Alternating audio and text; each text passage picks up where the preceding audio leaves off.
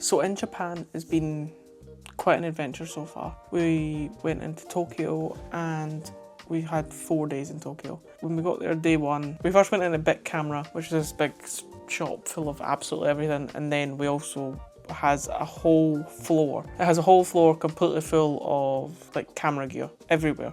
Like you had every camera, every lens that you could actually imagine or ever actually want. There was Sigma, Nikon, Sony, Canon. They even had the C50. I actually held the C50 for the first time. It's actually much lighter than I expected. I got to try it FX6, I got to try it in FX3. They were all really, really cool. And when I was in bit camera, I picked up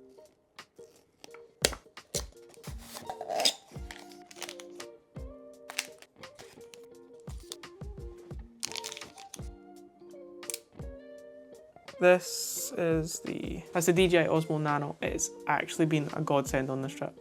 It's been so good because I was able to get inside when I was in shops. I wasn't taking this set with me all the time. I was able to put it here where this mic is and just basically have POV shots inside the stores when you're in like shops, like for example in Akihabara. We did that, and we also did some Shibuya that day.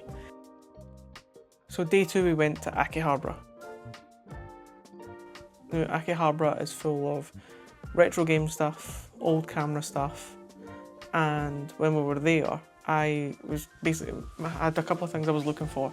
Original Game Boy, iPod 5th Gen Classic, and it was a white PS Vita. That was my things I was looking for in Akihabara. I managed to get 2 of the 3 other things. I managed to get the white PS Vita, and I also managed to get original Game Boy, and I also picked up a light blue original DS as well, which I thought was really cool. In these shops they had everything. They had old Game Boy, NES, SNES, Dreamcast, GameCube, anything. Like legit, they had absolutely everything you could think of, and it was amazing. There was a lot to see there. They also had some retro camera stuff as well, which like they had some like vintage camera stuff and used cameras as well.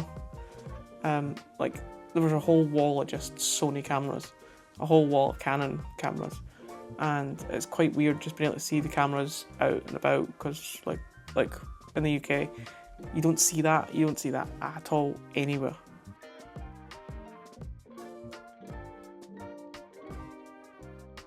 The Pokemon centres in Japan. So when we were in Tokyo, we visited 3 of them. So we went to Tokyo Station, which had the exclusive Pikachu, which was the train station Pikachu, which is pretty cool. So all the Tokyo ones have exclusive Pikachus, which is quite smart. So there was the train station Pikachu, which is this one. This is the exclusive that you can only get in Tokyo Station. And to be honest, this was probably the worst of the ones in Tokyo, to be honest. It was good, but it was probably the worst one. The DX one was amazing. It had this whole wall of screenshots from the game. It had a big Snorlax as you walked in, and had like a big wall of the plushies, which was really, really cool. And the exclusive Pikachu for that one was this. It's the Cherry Blossom Pikachu, which has got to be the coolest and most unique Pikachu that I've saw. And you can only get that one at Tokyo DX. Day 3 we did Disney Sea. That was really good. I would also suggest the Fast Pass for anyone going. We didn't do that and suffered for that. That was really, really good, and there was a lot to see. The rides are pretty good, but there's some under construction, so we didn't get to go on a few. Day 4 we properly did the Shibuya crossing and did Shinjuku as well, where the Godzilla head is. I went to Yobashi Camera because I was looking, so that's basically the same as Bit Camera, whole floors full of camera equipment, everything you can imagine, and I picked up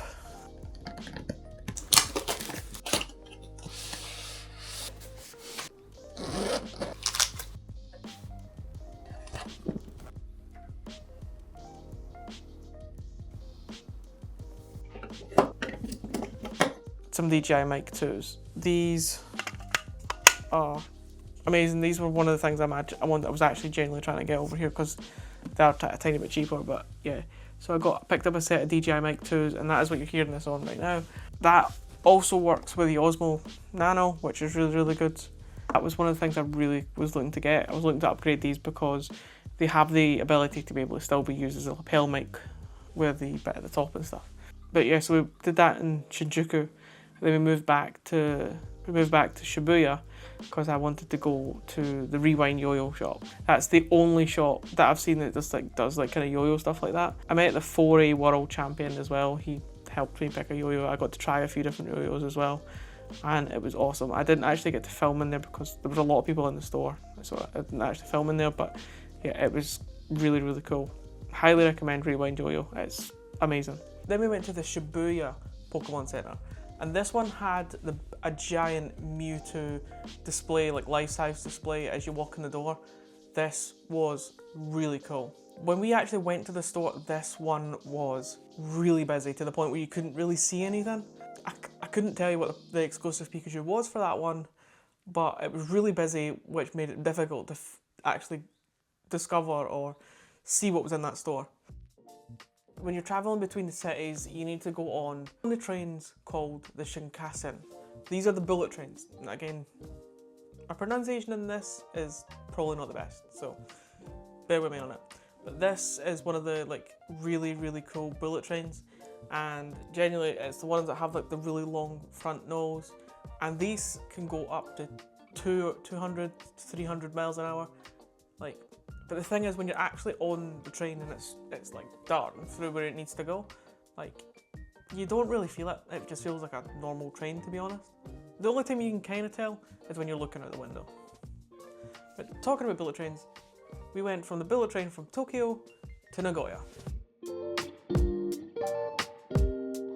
In Nagoya, we have basically took the time to take a little bit more of a chilled experience where we went to see a few kind of temples and shrines. We went to Nagoya Castle, and that was amazing. This is Nagoya Castle.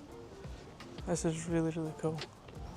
One of the first temples that we've actually been to. We're going to go to ones in Kyoto as well, but this is one of the ones that are here in Nagoya. Nagoya Castle, it's stunning. So Nagoya Castle was insane. It had the big giant castle in the middle, and it had all these things telling you where the buildings that got demolished used to be. But honestly, the fact that a lot of the stuff is here is incredible. I'd love to know more facts about it, but I genuinely have no clue. And when taking pictures and stuff like that, I would try and use trees for framing, because the framing does help. I'll show you as I do it, but yeah.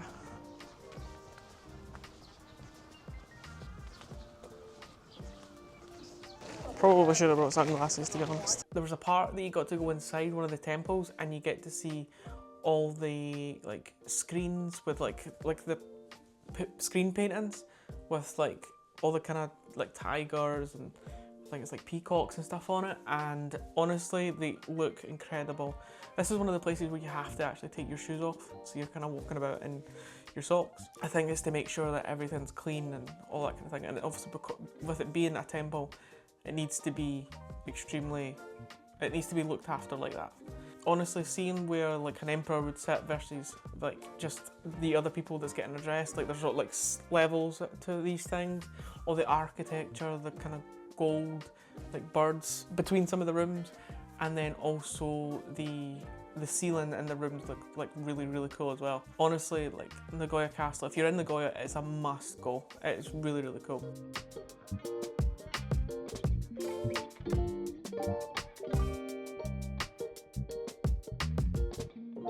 Tomorrow we're taking the bullet train to Kyoto, where we're going to go see some other shrines and temples, and then we're going to finish it off in Osaka. Then we took the bullet train to Kyoto.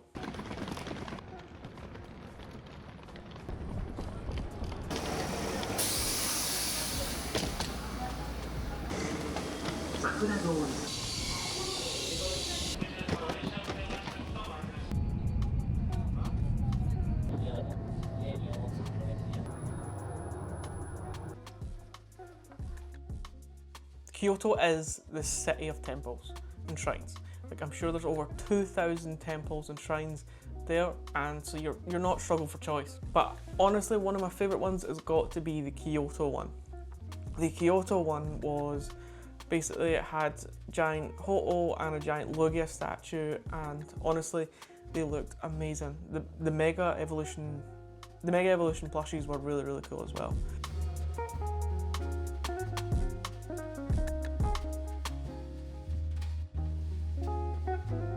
The first one we went to was the Kimusudera temple, and this is probably one of the more popular temples.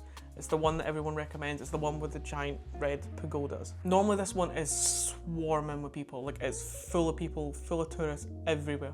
Now I know I'm a tourist in this situation, but you know what I mean. So what we decided to do was we got up at 5 o'clock in the morning and headed straight to the temple, because we knew if we went early, it would be a lot less people. And trust me, that is a tip for anyone going. Go as early as possible, as early as you can, because I think it's by like 7, 8 o'clock in the morning, swarmed with people, and it's like that all day. The only thing you miss is the shops that go up to the temple. When you get to there, you see the first gate, and it's like a big archway, big red archway that looks incredible.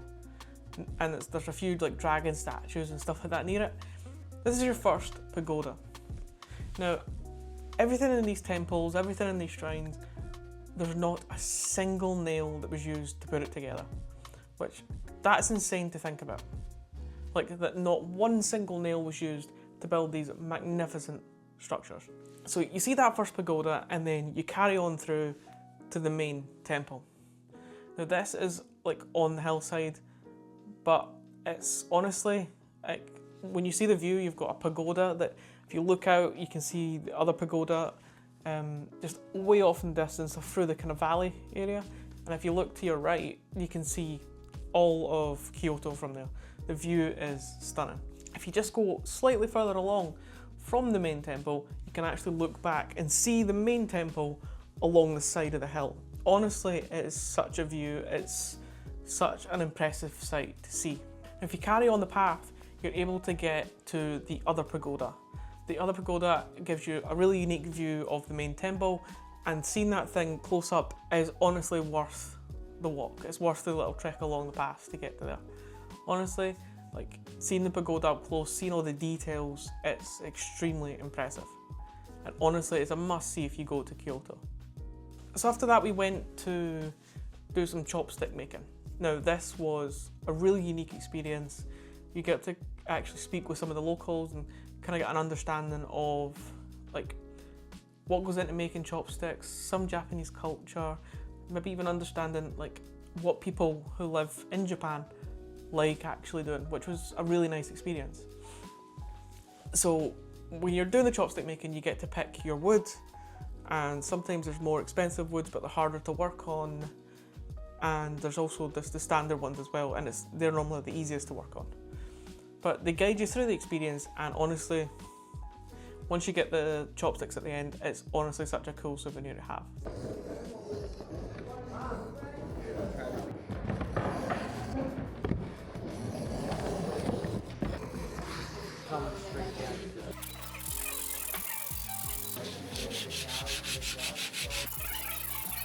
Then we went to the Hokan-ji temple, or the Osaka pagoda. So this is the one that you see in a lot of promotional images for things like this. And honestly, if you look it up, most of the time it's going to say it's closed. It's not. So we didn't even realise, we just kind of walked and wandered and stumbled upon it because I thought it was closed, because I looked it up, did my research, and Google Maps was telling me it was closed. So essentially we went up and we just saw the big pagoda, and we had a little wander around it, and I took some pictures, and it wasn't until I got back and looked at the photos that I realised I actually went to this temple. Now this thing was more like brown coloured, so it was different. It wasn't like the bright, vibrant reds of Kimusudera. But this one, honestly, it's got this really nice, unique like street that leads up to it. It's got nice lead lines, and you just get the pagoda right in the middle of the street. And honestly, that photo looks incredible. That scene just looks incredible. That shot just looks amazing. If you carry on further round, you've got like big gates, and then you've also got a giant Buddha statue. And honestly, it's really, really cool, and it's really unique. You get like a nice view of Kyoto, and you also get to see lots of unique things as you're going up the path. Then after that, we went to go and do some ring making. So this is where you go and you take an old Japanese coin and it gets turned into a ring, and then you get to polish it and make it really nice and shiny, and it's a really cool experience. It's nice to kind of speak with some locals and get to understand what they like and what them actually asking things about you. It's a really nice experience. The only thing is, because they're made from coins, fingers quite green. So we waited till about sunset, till a bit later on in the day, to see the Fushimi Inara. Now this is the one you've probably seen on Instagram. This is the one that has all the shrines, the gates that go all the way through, make a big giant corridor of them. There's a giant gate as you walk in. It's got like a really nice, bright, vibrant red building. It's not quite a pagoda, it's like a temple. And then you go up the stairs and you go along and you see the first set on this big path of the shrine corridor things. Honestly, they're really, really cool. The only thing about this one is it was extremely busy still. But the thing about it is, it's because this one is open 24 hours every day, all the time. You literally come off the station and you're kind of right there. But this temple is again, quite a unique experience. It's really, really incredible. The only thing is, like, if you want that photo, I'd say you need to go early. It's a really busy, busy temple. But honestly, it's a must-see if you're going to Kyoto.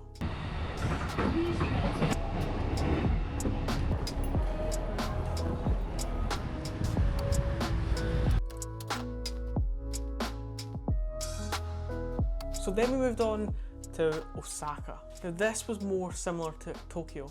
And again, we took a small bullet train from Kyoto to Osaka, but they're pretty close, so it wasn't the longest train. And then the last one we went to was the Osaka Pokemon Center. This one had this like giant display wall, see parts, so you can see Mega Evolutions and other little things like that. And again, it was really, really cool. But honestly, my favourite out of all the Pokemon Centres is probably got to be the DX one. That one was probably the best experience of Pokemon Center when we were in Japan. So I highly recommend that one. But I think it was like the second day that we were there, we went to Universal. Now this was quite a cool experience. We went and seen the Wizarding World of Harry Potter, so like you had a full-scale Hogwarts on hill, and it was really cool. It was a really, really nice sight to see. It was like the ride inside it was incredible. Like again, for this, I'd advise you need to be there for it opening. Like you need to be there before it's opening. Like the queues are massive. But genuinely, the Hogwarts experience was amazing. Like you had the flight of a hippogriff, you had the inside the Hogwarts one. Honestly, that experience is so cool, and it's genuinely worth going to. And then also in there was Super Mario World. Now this, when I say this was an experience, it was genuinely insane. You walk in, you look like you're in a whole Mario level, and honestly, there's just like so much things to see. Even just going there, like the rides in Super Mario World are always busy. Like those are the ones that would suggest a fast pass, but genuinely, like honestly, even just to look at it and go and see things that are going on, honestly, it's amazing. It looks incredible. The really cool one that I saw we tried was the Mario Kart one.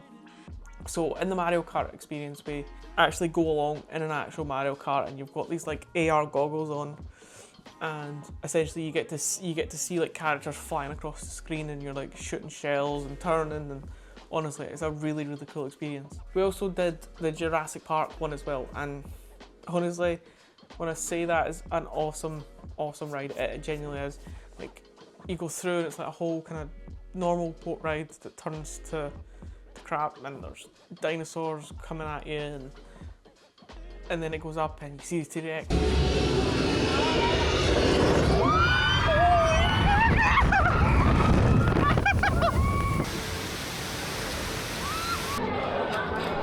I can highly say that Universal was a great experience. On the second last day, we went to see Mr. Hyro's car studio. This is the home of like the Veilside kits, and in there was a Veilside RX-7. That's like the one from Tokyo Drift. It is insane. It looks incredible. They also had the yellow normal RX-7 that's being kitted out in like a body kit and stuff like that. And honestly, like seeing that car in person, seeing two of them like that, honestly, it's such a sight to behold. It's genuinely so nice. And honestly, anybody that's going to Osaka, I highly advise even going just to even just walk around this place. They had a Veilside Nissan R34. They had the 350Z from Tokyo Drift as well. Honestly, there was like S2000s, the original RX-7, multiple R34s in there. Honestly, just to even go and experience it is insane. The other thing that you can do, you can actually hire the car, to some of the cars to go out and like experience driving them. You can't get like the Veilside cars though. They're display only, they don't move. But honestly, if you love cars and like you're in Osaka, it's honestly a must. You must go to this Mr. Hiro's car studio. Honestly, it's amazing. If you guys enjoyed my experience in Japan, then leave a like down below. Let me know in the comments what your favourite part was, and subscribe if you want to see more content like this. But you guys are awesome, and I will see you guys in the next video.